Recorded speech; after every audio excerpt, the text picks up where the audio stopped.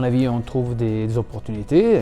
Si je reviens par exemple sur l'exemple de Bordeaux, c'est aussi une région qui produit des vins blancs secs, qui sont très intéressants, mais il faut aider les producteurs à se présenter aussi à travers l'effort des comités des professionnels des régions. La chose vaut aussi pour d'autres régions plus petites. Et si on trouve effectivement une coopération entre les comités et les producteurs, on peut effectivement aussi pénétrer le marché avec des produits différents faits avec des cépages qui ne soient pas forcément Sauvignon, Chardonnay. Et donc voilà, il y a sûrement des opportunités.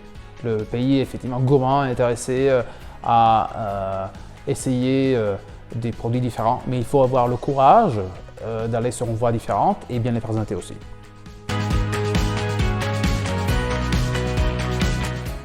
C'est très important aussi dans le sens que effectivement même l'Union européenne a l'intérêt d'aider le passage de l'agriculture conventionnelle à l'agriculture biologique en général, avec les programmes comme par exemple Farm to Fork et qui s'adressent aussi aux producteurs de vin et qui sont finalement aussi des programmes qui s'adressent aux consommateurs. Donc le consommateur en Autriche qui est proche de l'Europe et avec une forte mentalité européenne peut être intéressé effectivement par des produits qui soient issus de l'agriculture biologique ou biodynamique.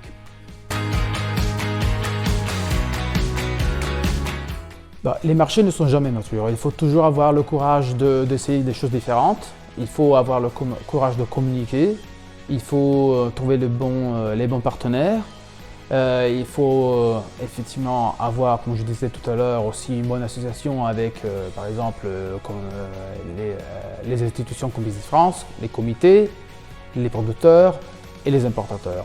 Si on communique de manière différente, si on fait un bon marketing, institutionnel et d'économie privée, effectivement, on peut avoir la chance d'avoir un marché considéré mature comme un marché ouvert pour recevoir des opportunités et de nouveautés.